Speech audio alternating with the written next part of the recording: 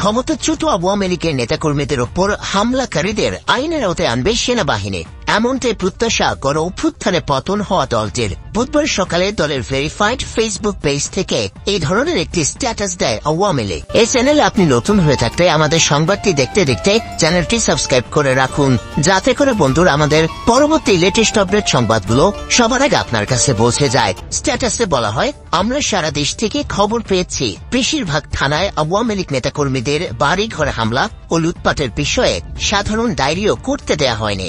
যেহেতু সেনাবাহিনীকে ম্যাজিস্ট্রেসি ক্ষমতা দেওয়া হয়েছে, তাই এই অপরাধ থামাতে এখন সেনাবাহিনীর কাছে অভিযোগ দেওয়ার বিকল্প নেই। ক্ষতিগ্রস্ত সবাইকে তাদের পরিবারের সদস্যদের মাধ্যমে নিকটস্থ সেনা ক্যাম্পে সন্ত্রাসীদের নাম উল্লেখ করে লিখিত অভিযোগ জমা দেওয়ার নির্দেশ দেওয়া হয় ওই স্ট্যাটাসে। এর আগে নেতাকর্মীদের ওপর নির্যাতন, বাড়ি ঘরে হামলা ও লুটপাটের বিষয়ে জাতিসংঘের ফ্যাক্ট ফাইন্ডিং দলকে তথ্য দেওয়ার আহ্বান জানিয়ে নেতাকর্মীদের উদ্দেশ্যে ফেসবুকে পোস্ট দিয়েছিল আওয়ামী লীগ।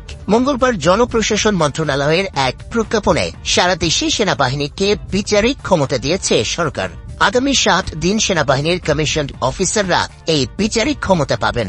এর ফলে ভ্রাম্যমাণ আদালত বসিয়ে অপরাধীকে সাজা দিতে পারবেন তারা। এ প্রসঙ্গে আন্তঃবাহিনী জনসংযোগ পরিদপ্তরের পরিচালক লেফটেন্যান্ট কর্নেল সামিউদ্দৌলা চৌধুরী বলেন, আমাদের এই আদেশ দেওয়া হয়েছে এবং সে অনুযায়ী কাজ করব। তিনি সবার সহযোগিতা চেয়েছেন। কোন ম্যাজিস্ট্রেটের উপস্থিতিতে যদি অপরাধ সংঘটিত হয়, তাহলে তিনি নিজেই গ্রেফতার করতে পারবেন অথবা অপরাধীদের গ্রেফতারের আদেশ দিতে পারবেন।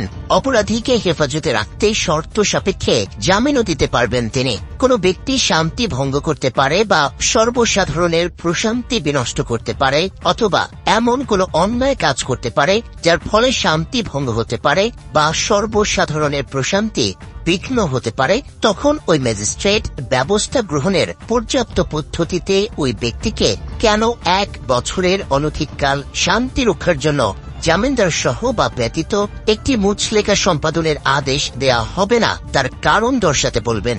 সরকারি চাকরিতে কোটা সংস্কার আন্দোলন ঘিরে ঢাকা সহ সারা দেশে সংঘর্ষ ছড়িয়ে পড়লে গেল 19 জুলাই রাতে সারা দেশে সেনাবাহিনী মোতায়েন ও কারফিউ জারি করেছিল তৎকালীন আওয়ামী লীগ সরকার। এরপর ছাত্র জনতার অভ্যুত্থানে 5 আগস্ট আওয়ামী লীগ সরকারের পতন হয়।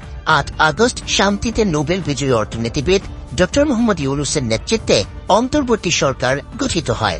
বিদ্যমান পরিস্থিতিতে এখনও সারা দেশে সেনাবাহিনী মোতায়েন রয়েছে।